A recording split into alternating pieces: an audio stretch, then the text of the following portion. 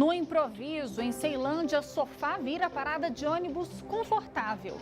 Setembro Verde, campanha incentiva a doação de órgãos. Susto, 6 pessoas são atacadas por abelhas no Lago Sul.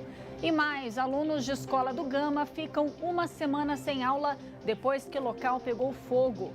E o Band Cidade, segunda edição, está no ar com as principais notícias do dia. Seja bem-vindo.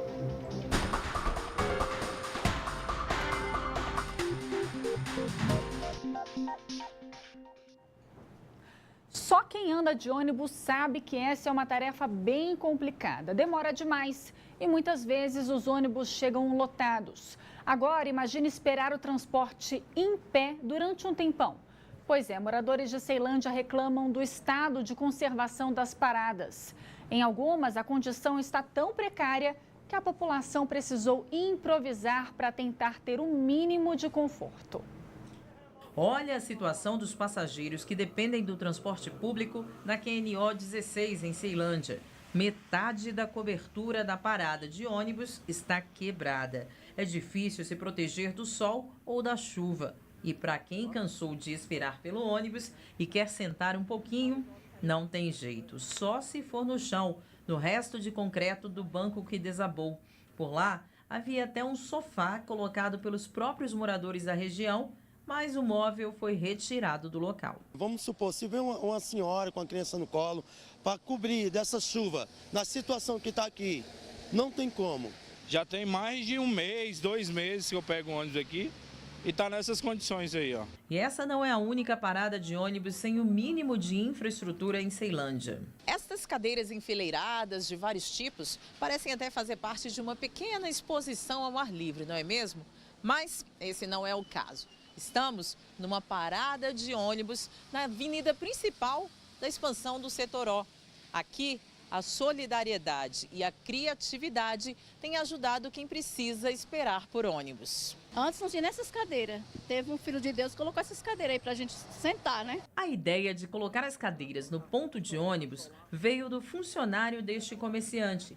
Neurabi disse que aprovou a iniciativa, já que dos verdadeiros responsáveis pela manutenção das paradas, não dá para esperar muita coisa. Eles verem, mas não, acho que não enxergam, né, na realidade.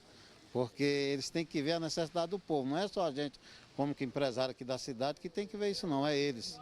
Porque, na realidade, nossos impostos, eu creio que servem para isso.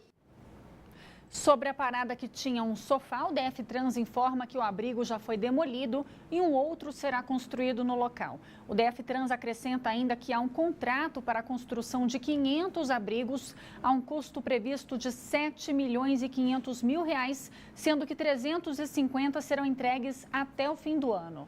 Em Ceilândia, está prevista a construção de 42 novos abrigos até o final de 2018, com uma previsão de investimento de R$ 635 mil.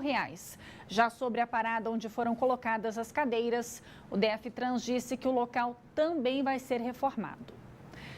Para quem estava sofrendo por causa do calor, a chuva forte de ontem à tarde foi bem-vinda. O problema é que em algumas regiões do DF, as pancadas de chuva trazem transtornos. Em Vicente Pires, como sempre, a força da água deixou um rastro de destruição. Vicente Pires é um verdadeiro canteiro de obras. São reformas e construções que parecem não ter fim. E quando chove, o resultado é esse: correnteza de lama. Olha a força da água. Na Rua 10, uma mulher teve que atravessar a pista a bordo de uma escavadeira. Os moradores filmaram tudo. Graças à ajuda, ela conseguiu ir buscar o filho na escola. Os transtornos foram causados principalmente por causa das obras de drenagem. Os moradores têm esperança de que a construção das galerias melhore a situação do local. A nossa esperança é que esse tumulto, essa dificuldades que nós estamos passando agora, que seja realmente para melhorar. Mas tem gente que acha que faltou o planejamento, porque essas obras deveriam ter sido feitas bem antes da chegada das chuvas. Fecharam tudo de uma vez, deixaram para fazer em cima da hora, está quase 4 anos a Vicente Pires passando por esse processo e aí não está suportando, né? Porque está tudo fechado. Você não consegue passar com os carros. Ontem o carro do meu pai ficou atolado num buraco porque cedeu, né, por conta da chuva, e está um caos. A criança não consegue andar, tem que parar o carro aonde dá e ir andando. Depois do temporal, foi hora de contabilizar os prejuízos. As ruas ainda estão tomadas de terra. Até um caminhão do Corpo de Bombeiros ficou atolado. E a previsão é de mais dias chuvosos. De acordo com o Instituto Nacional de Meteorologia, deve chover forte em todo o DF até quinta-feira, principalmente no período da tarde, com trovoadas e grande volume de água. Por meio de nota, a administração de Vicente Pires informou que estão sendo feitas as galerias para drenagens no local e que ainda ontem começaram os trabalhos de limpeza para a retomada da obra. De acordo com a administração, essas galerias vão receber a água das ruas 10, 10A e 10B, que vão desaguar na bacia de contenção na rua 3B, evitando alagamentos. A gente espera ver isso, pelo menos, né? E atenção, você que quer fazer um curso de graça, o Senac está com inscrições abertas até o dia 28 de setembro na unidade da 903 Sul, para quem quer concorrer a bolsas de estudo para o curso técnico em farmácia. São 30 vagas. Os interessados devem ir pessoalmente à unidade de segunda a sexta-feira em horário comercial. Mais informações no telefone 3313-8877. No Gama, cerca de 350 alunos de uma escola pública estão sem aula desde que um incêndio destruiu parte do local. Desde o incêndio no último sábado, a escola classe 16 do Gama amanhece assim, sem energia, sem aulas, sem alunos. Parte do material de ensino foi danificada pelas chamas. A suspeita é de que um curto-circuito tenha provocado fogo. Essa professora conta que há algum tempo a direção do colégio já vinha fazendo reclamações para a regional de ensino sobre a fiação elétrica.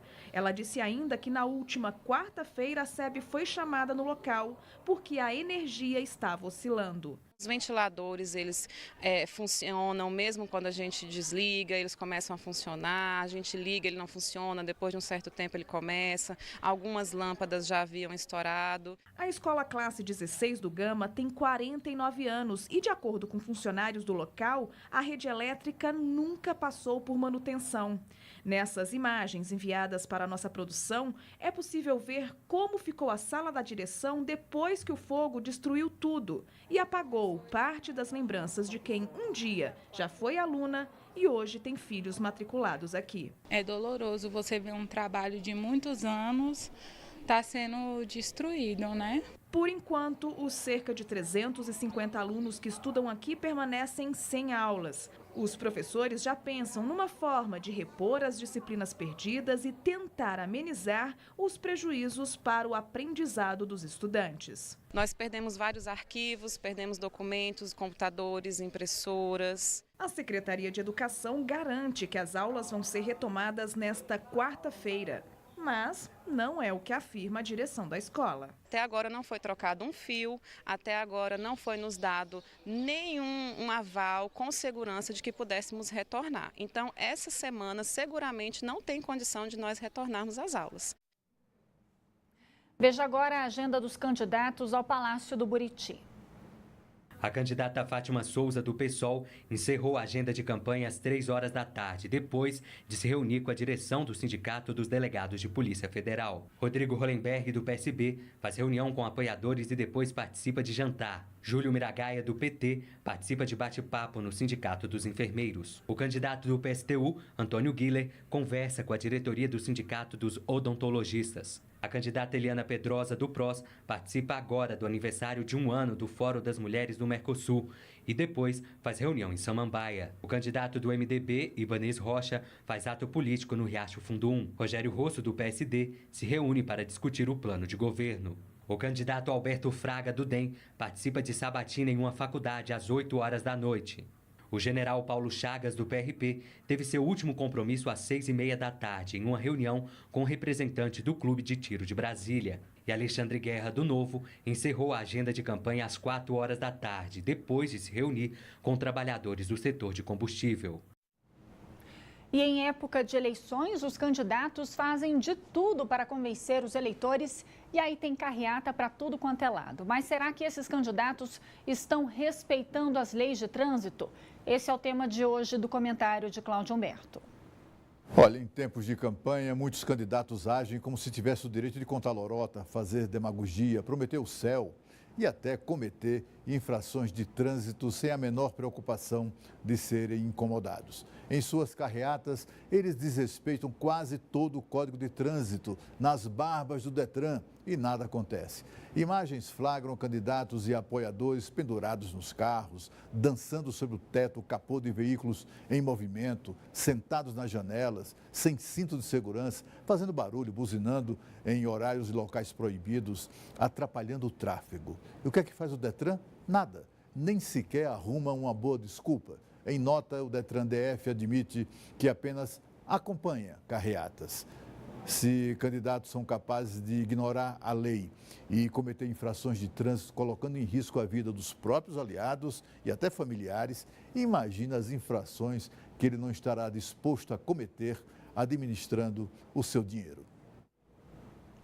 E como está o trânsito nesse momento? Choveu um pouco agora à tarde, vamos ver pelas câmeras do DER. Primeiro a gente vai ali para a Épia Norte, sentido Colorado. A gente está pegando um ângulo mais de cima, mas dá para ver que a movimentação está normal. Os carros estão andando na velocidade da pista. Agora a gente vai para a EPTG, ali na altura do viaduto Israel Pinheiro, EPTG. EPTG está bastante carregado o trânsito por lá, sentido Taguatinga, viaduto Israel Pinheiro. Então, muita paciência para o motorista que está por lá. Agora a gente vai para o Eixão Sul, ver como é que está o trânsito também no Eixão Sul nessa terça-feira. A gente também está pegando um ângulo não muito bom, mas dá para ver aí que os carros estão andando na velocidade da pista, movimento normal. Ali paralelo no eixinho está um pouco mais carregado. Agora a gente vai para EPNB, sentido ali Riacho Fundo, Recanto das Emas. EPNB também está bem intenso o trânsito por lá. Então paciência para os motoristas nessa terça-feira de uma forma geral nesse período de chuva. A seguir, Setembro Verde, campanha incentiva a doação de órgãos. A gente vê o trânsito agora no Colorado. A gente...